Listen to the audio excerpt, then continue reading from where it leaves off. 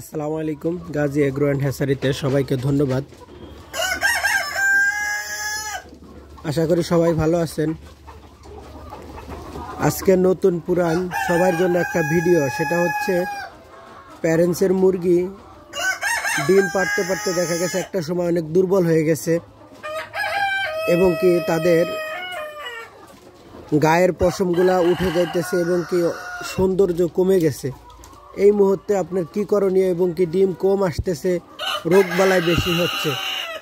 আপনি যখনই দেখবেন যে আপনার প্যারেন্টসের মুরগি ডিম পাড়তে পারতে এক ধরনের একটা কাহিল হয়ে গেছে, তখন আপনি একটা ওষুধ ব্যবহার করতে পারেন, সেটা হচ্ছে হলো জিঙ্ক।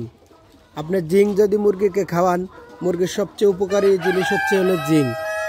জিঙ্ক খাওয়াইলে রোগ প্রতিরোধ ক্ষমতা বৃদ্ধি করে এবং কি ওদের যেই এনার্জিটা মনে করেন যে পরিপূর্ণভাবে থাকে, 100% এনার্জি থাকে এবং কি ওদের যে গায়ের পশমগুলা এগুলা সুন্দর রাখতে সাহায্য করে এবং মুরগি যে ডিম পারলে যে ক্লান্তটা হয় ওই ক্লান্তটা হয় না।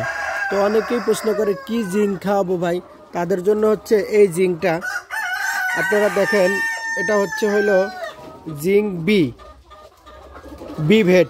এই কারণ এই জিঙ্ক বি ভেটটা খাবেন এই জন্যই, যাতে আপনার জিঙ্ক হলো এক জিনিস আর জিঙ্ক বি এটা হচ্ছে একটার মধ্যে দুইটা জিনিস। জিঙ্ক বিটা হচ্ছে হলো পুরা মুরগিকে সুস্থ রাখবে, ভালো রাখবে। বিতে মুরগির হাড়গুলা ক্যালসিয়াম বৃদ্ধি করে এবং কি এই জিঙ্ক বেড খাওয়াইলে মুরগির অনেক উপকার হয়। তো আমরা যারা আছি যে মুরগি অসুস্থ এবং কি মুরগিকে ট্রিটমেন্ট করানোর পরে কিছুদিন দেখা গেছে মুরগি একটু খাবার খাইতেছে না, এই কারণে আমরা অনেকেই হতাশ হয়ে যাই। হতাশের কিছু নেই, আপনারা এই জিঙ্ক বিটা খাওয়াইতে পারেন। এটা খাওয়াইলে মুরগির হজম শক্তি ভালো হয় এবং কি মুরগি পরিপূর্ণভাবে খাবে, পানি টানি এবং কি আপনার ডিমের পার্সেন্টেজও বেশি হবে।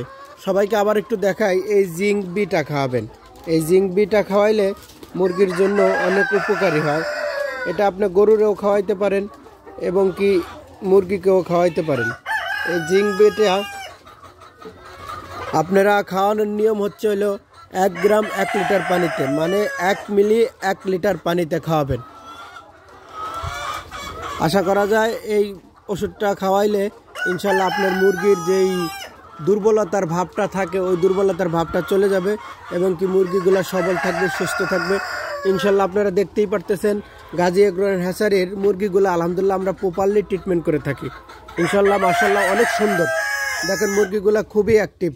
আর ফার্মের মুরগি যদি অ্যাক্টিভ না থাকে তাহলে আপনি বিজনেস করে লাভ করা সম্ভব হয় না। কাজেই আপনার মুরগি অ্যাক্টিভ রাখতে হইলে এই ওষুধ ঠিকমতো প্রয়োগ করতে হবে, খাবার ঠিকমতো দিতে হবে। আজকের ভিডিও এতটুকুই। সবাই ভালো থাকবেন, সুস্থ থাকবেন। আল্লাহ হাফেজ।